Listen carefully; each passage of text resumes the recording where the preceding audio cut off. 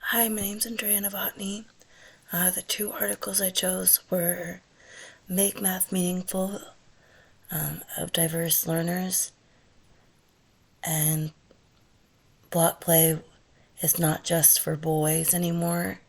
I chose both of them mostly because they're math related and I enjoy learning. I enjoy learning and teaching math.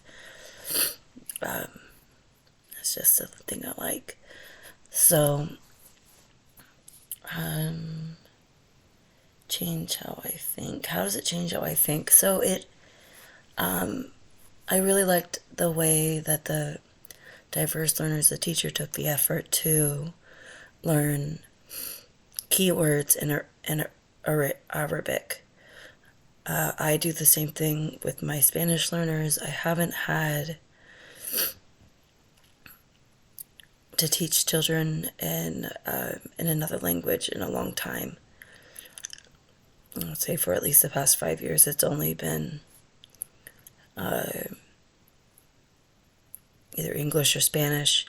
I did work in a center where there were a lot of Indian children, but also the staff, there were a lot of Indian staff, so the staff was able to communicate, you know, separate, decrease that language barrier for us. But yes, I do actively use Spanish words that I know to communicate with my Spanish learners. And I don't, I don't do gender roles. I'm always pulling out. My girls play with blocks. I'm actively trying to do stuff with girls. In fact, I personally don't do make believe play well. So when I'm learning with my children or playing with my students, I'm often trying to get them to do something that I would enjoy as well, just because it would be easier for me. But I mean, I will try and get down on their make believe levels, but then I always get to the point where they're like, "You're not doing it right," and I was like, "Sorry." So yeah, I don't do a whole lot of gender roles. Even at home, I like to set a good example for my girls. In our house, I have my husband is not able to do a lot of things due to a stroke that he had at age 22. So when we do stuff like cleaning the gutters, I'm the one on the roof with the leaf blower, cleaning it out. My girls are out there watching me, and when something gets clogged, I'm the one getting out the snake and snaking the drains. And so I like to set a good, especially and at work, I've set examples where like I was I made a Lego table with my students where I had the power drill and they got to watch me drill down a piece of plyboard into a table and they got to help me put the glue onto the Lego strips because I was making a Lego table, and then they got to help me find what books were heavy in the classroom to help us weigh it down.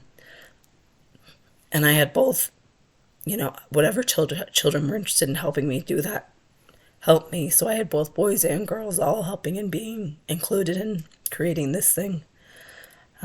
So activity to address the learners. So I would say I've already addressed the fact that I actively try and make sure that I include both the girls and the boys. For one thing, we were learning about tools, and every student got a chance to practice using an Allen wrench, and we were going around the classroom tightening up all the loose screws in the play area. So that was really fun for all the students, and it wasn't just let's do it with the boys. It was like we're going to do it with the whole classroom. And yes, when I'm doing stuff with my Spanish speaking children, I actively use what words I do know in Spanish, and if I have to look up a keyword, I will. It's having the internet at your fingertips makes it to where there's really no excuse to not try to, bridge that gap. But anyways, thank you. I hope you guys have a wonderful last week, because we are on week 7. Next week is week 8. And yeah, thank you, everyone. Have a good night.